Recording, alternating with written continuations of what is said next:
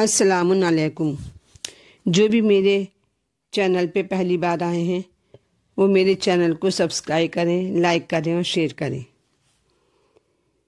تو جب بھی میں کبھی فطرس کے واقعے کو پڑھتی تھی تو اکثر اس واقعے کو پڑھنے کے بعد میں یہ سوچا کرتی تھی کہ نبی نے فطرس کو جسم حسین سے کیوں نہ مس کرایا۔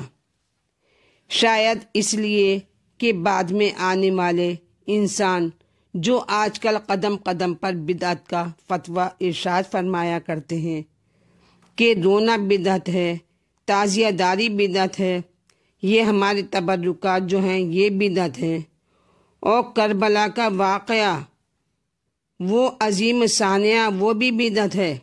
لیکن اگر فطرس جسم امام حسین سے مس ہوتا ہے تو آج آنے والی نسل بھی وہی ڈھونڈتی، مگر اب شاید شکوہ کرنے کا موقع نہ ہونا چاہیے، اس لیے کہ گہوارہ امام حسین میں اللہ اور اس کے رسول نے گہوارہ ہی کو اتنا متبرک کر دیا اور مومنین کے لیے راستہ بنا دیا کہ اگر کوئی قبر حسین تک نہیں پہنچ سکتا ہے تو وہ اس ذریعے کو جس کی شبیہ ہمارے عزا خانے میں موجود ہے، اگر ہم پاک و پاکیزہ روحانی اور جسمانی دونوں اعتبار سے اگر اپنے جسم کے کسی حصے کو ذریعے سے مس کریں تو انشاءاللہ وہی اثر ہوگا جو فطرس کو ہوا ہے۔ تو میں عرض کرنا چاہوں گی کہ پیغمبر اسلام نے پہچانوا دیا کہ معرفت حسین پیدا کرو اور کردار سیدہ سے سبق لو۔ کیا آپ حضرات کو یہ نہیں معلوم ہے کہ پیغمبر اسلام خود اپنی بیٹی کا احترام کرتے تھے،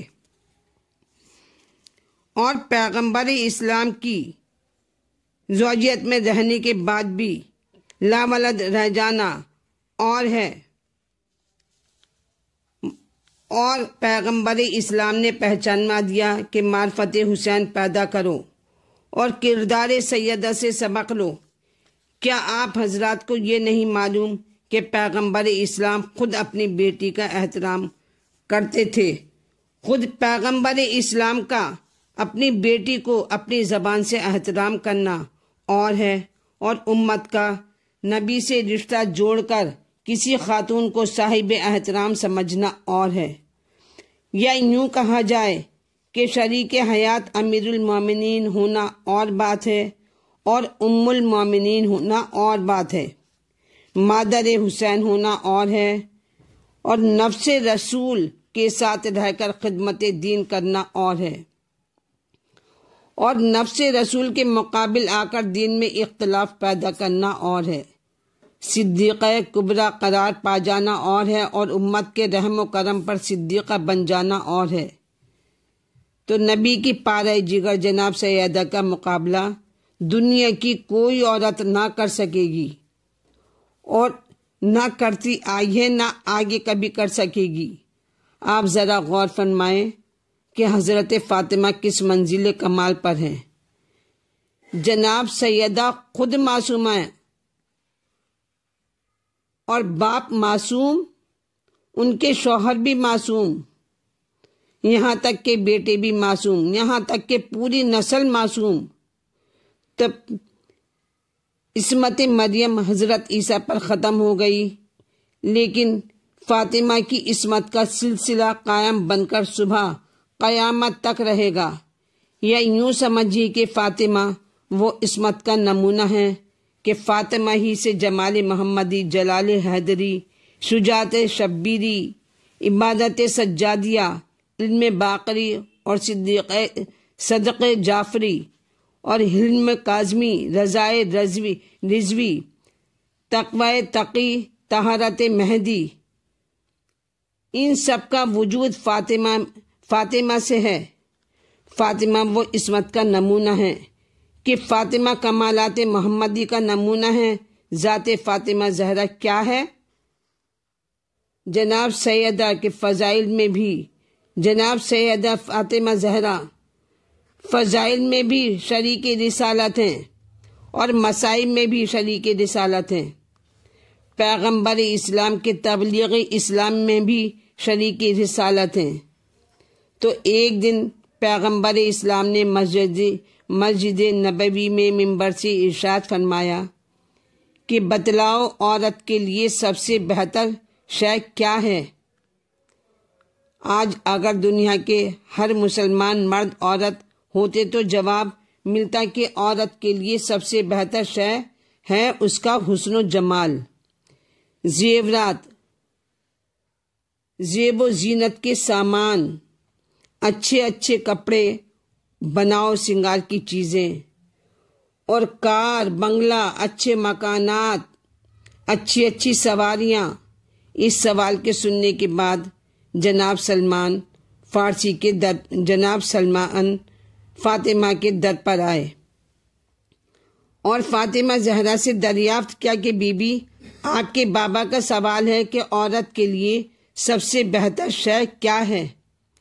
تو شہزادی نے جناب فاطمہ زہرا نے جواب دیا، سلمان، بابا سے کہہ دو کہ عورت کے لیے سب سے بہتر شے ہے یہ ہے کہ نہ تو نامحرم کی نظر اس پر پڑے اور نہ اس کی نظر نامحرم پر پڑے۔ اب سلمان پلٹ کر مسجد میں آئے اور جواب فاطمہ زہرا دہرایا جناب پیغمبر کے سامنے۔ تو نبی مسکرا اٹھے اور کہا کہ سلمان، کہاں سے جواب سیکھ کر آئے ہو؟ کہا، خدا کے رسول، آپ کے سوال کا جواب مناسب ہے یا نہیں؟ آپ کے سوال کا جواب تو بس ایک ہی شخص دے سکتا ہے۔ پیغمبر نے کہا، جواب بہت مناسب ہے، لیکن بتاؤ کس نے بتلایا ہے؟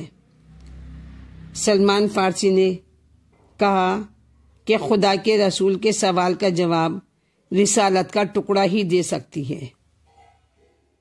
آپ سب لوگوں نے سن لیا ہوگا کہ ہماری بی بی نے عورت کا مرتبہ کس چیز میں رکھا ہے۔ یہ میں نہیں کہہ رہی ہوں بلکہ معصومہ عالم کا ارشاد ہے۔ یقیناً مجھے دعائیں دے رہی ہوں گی اور کہہ رہی ہوں گی کہ آج تم نے ہمارے احکام کو ہماری چاہنے والیوں تک پہنچا دیا۔ تو ایک واقعہ میں آپ کو سنانے جا رہی ہوں امام علی نقی کا۔ پہلے میں آپ کو جناب فضا کے بارے میں تھوڑا کچھ بتاؤں گی کہ جو شرف فاطمہ کی کنیز میں ہے وہ کسی ملک کی شہزادی بن کر بھی نہیں مل سکتا۔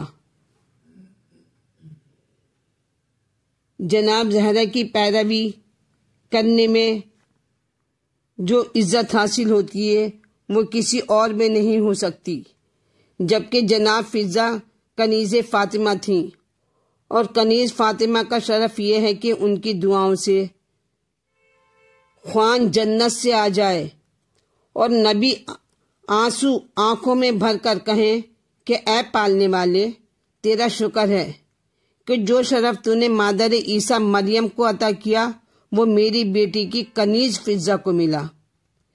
تو ہمارے لیے یہ بہت بڑا فخر ہے۔ تو ایک واقعہ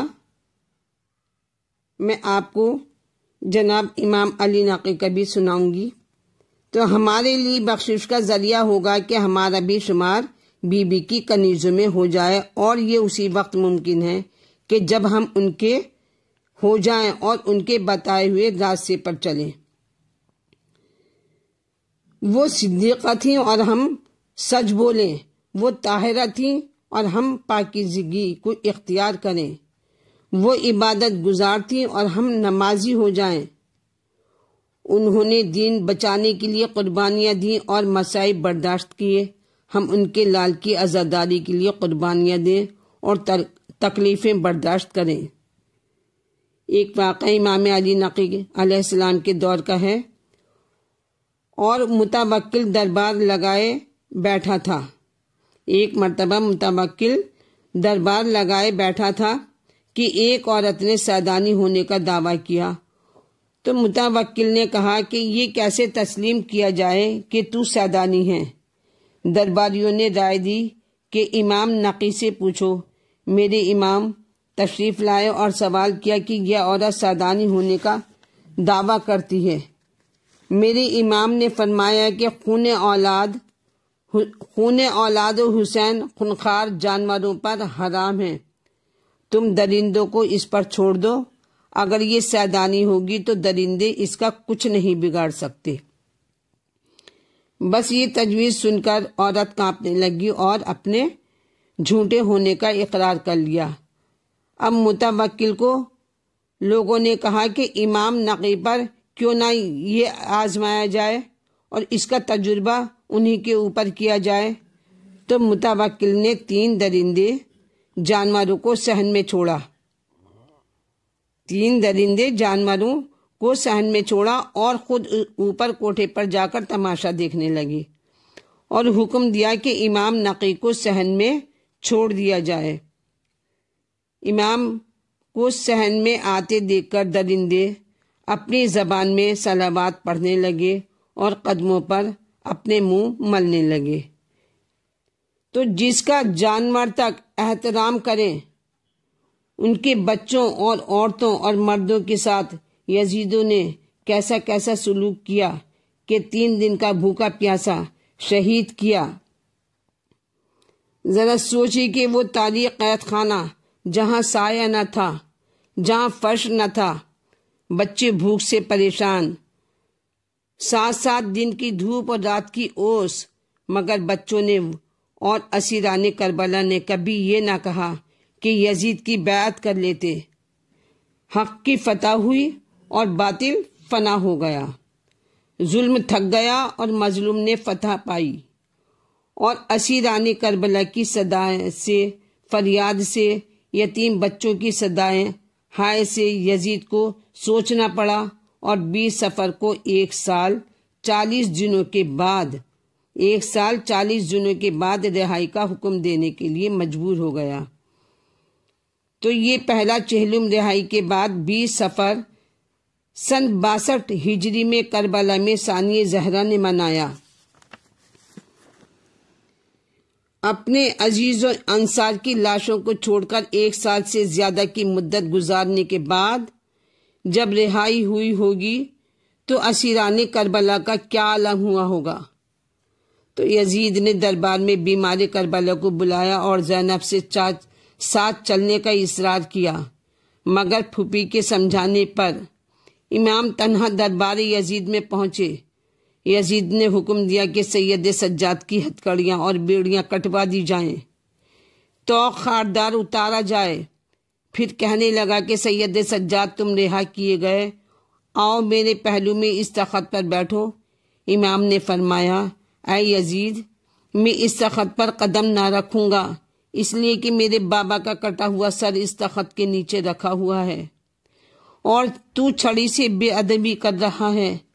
یزید نے کہا کہ تم یہاں رہو گے یا مدینہ جاؤ گے؟